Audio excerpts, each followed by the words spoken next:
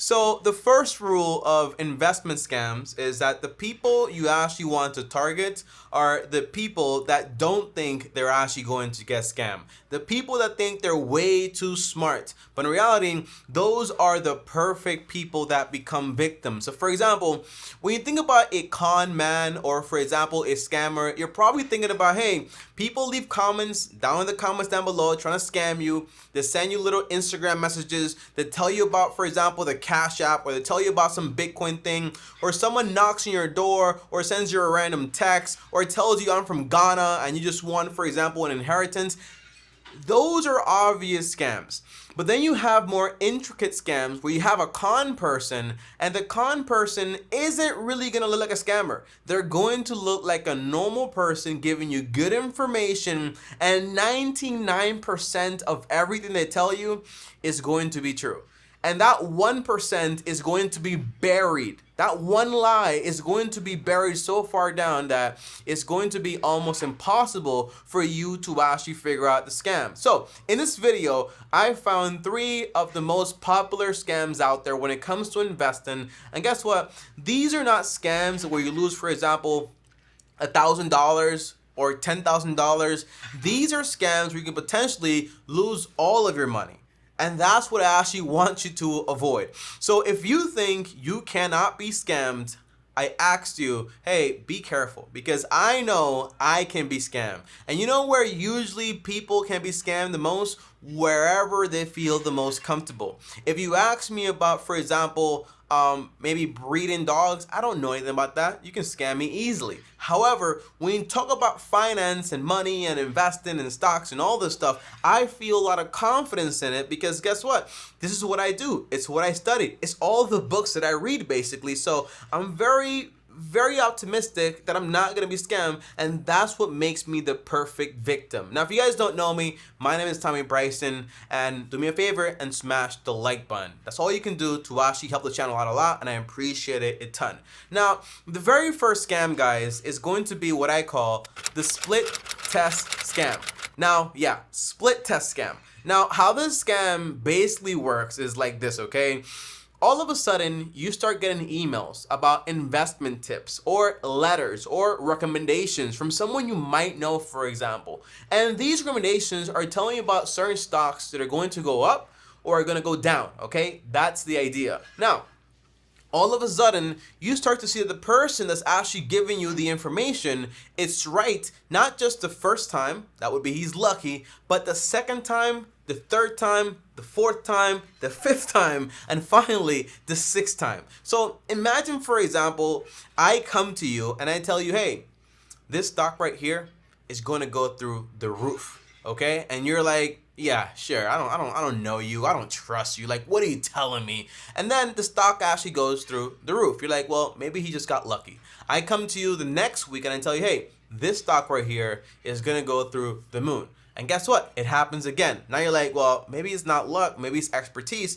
It happens a third time, the fourth time, the fifth time, all the way up to the sixth time. And at this point, 2 things are starting to happen. You're gonna be like, this guy knows what he's doing. You might have made some money from me because I gave you some tips and you actually took them and you actually made money. And now I ask you and I actually tell you my final request. My final request is going to be, hey, we're actually gonna be holding a meeting, an investors meeting, and I'm actually going to suggest you actually invest with me, okay? Now at this point, everyone at this meeting has had the same results, and they're saying, yeah, it worked for me. I made this much money. He was right 6 times. This cannot just be, for example, like luck. Well, what it is not luck.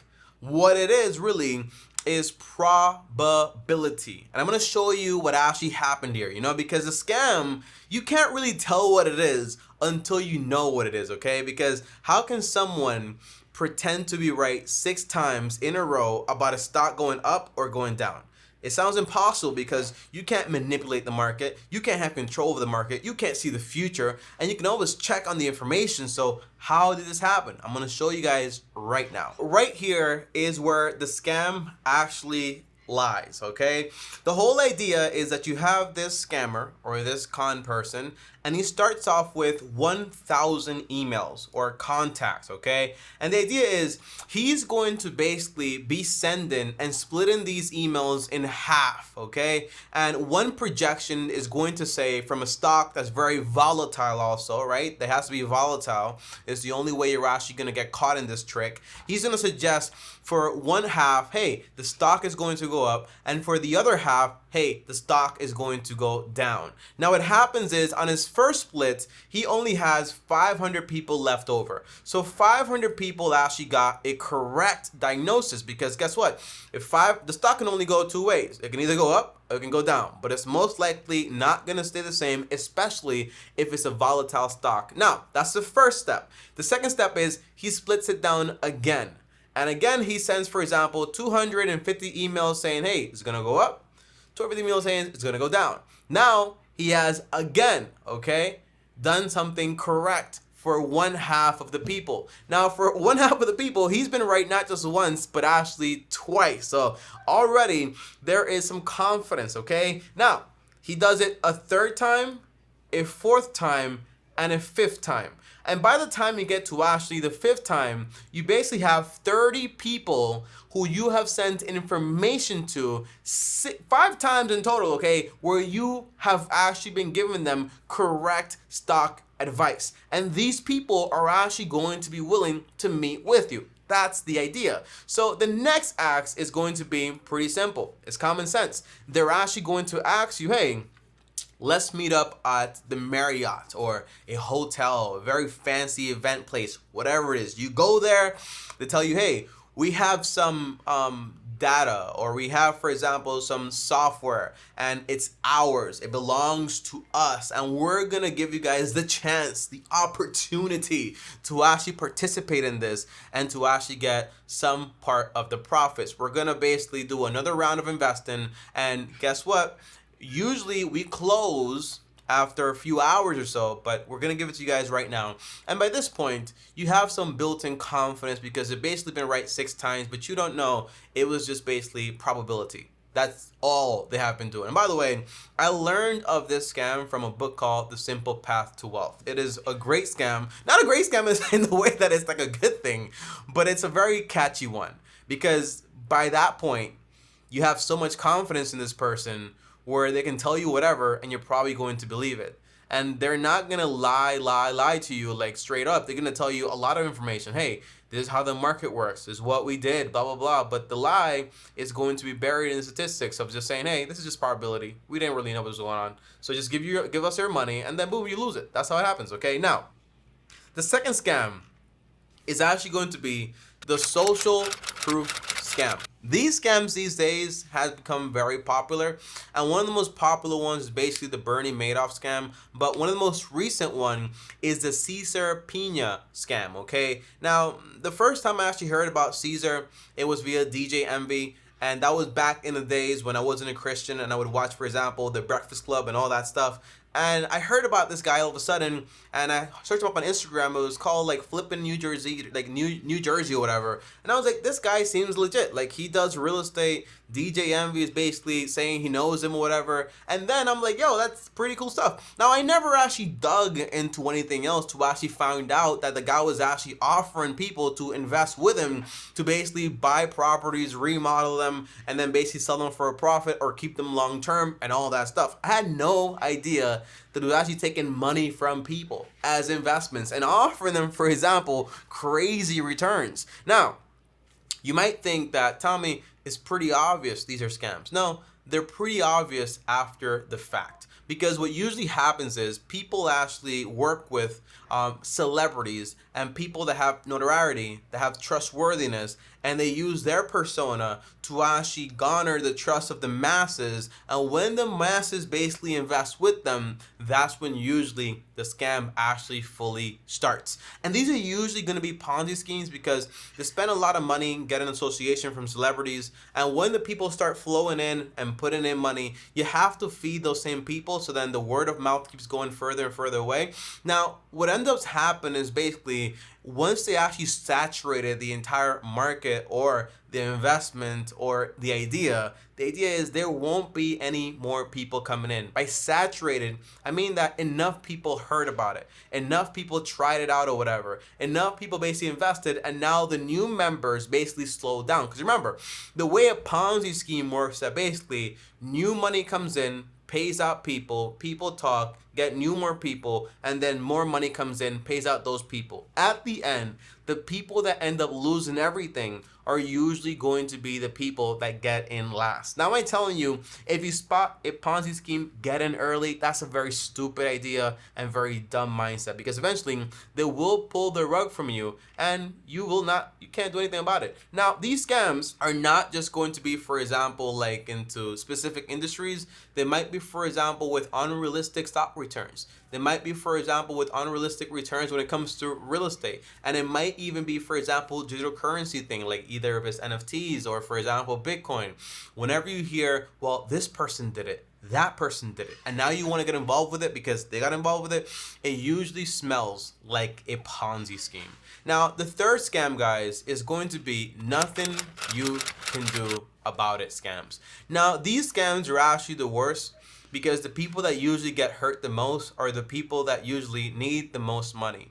And it's not usually just people that are greedy. It might just be innocent people. Now, these scams are scams that are so well hidden that only people that are basically auditors and no accountant can actually spot the scams. So it's not a scam you find out because it has traces of Ponzi schemes or traces of unrealistic returns. It might just be hidden in the fine lines of a financial statement, and you might not be able to actually see it. So here are some great examples. Some great examples are, for example, Jordan Belfort.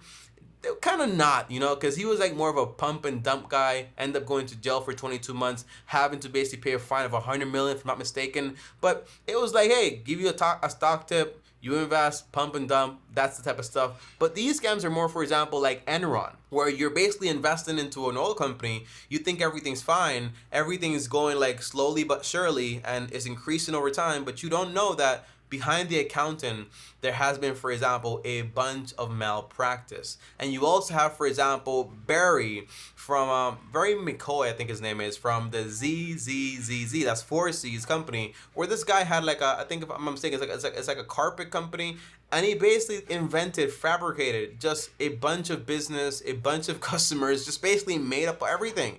And it was basically just accounting fraud. And people basically invested their money and lost it. So these are scams where, hey, you're not going to spot them that easily because they're not going to be obvious at all. Well, unless you know what you're looking for, they're not going to be obvious. So what can you do about these scams? The answer is, if you don't know what you're doing, don't invest. If you're investing because your neighbor got rich, don't invest. If you don't know how to analyze a company, don't invest. So I would probably just stick to the normal, boring investments into index funds with trustworthy brokerages like Fidelity, Schwab's, and Vanguard. Companies that have been around for a very long time and have a lot of reputation. But whenever there's something new, I'm not against new ideas. I'm not saying that, if there's a new investor making money, don't do it, because you have people like Peter Lynch, Warren Buffett. These people made a lot of money for their investors, right? But you have to be able to be selective with these things, and you have to basically assume the risk in case these things don't turn out the way you think they're going to turn out. So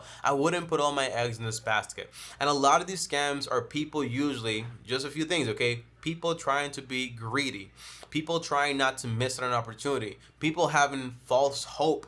Okay, so if you can avoid the greed instinct in you to chase opportunities that you just might miss because you hope you're actually gonna get rich, you could probably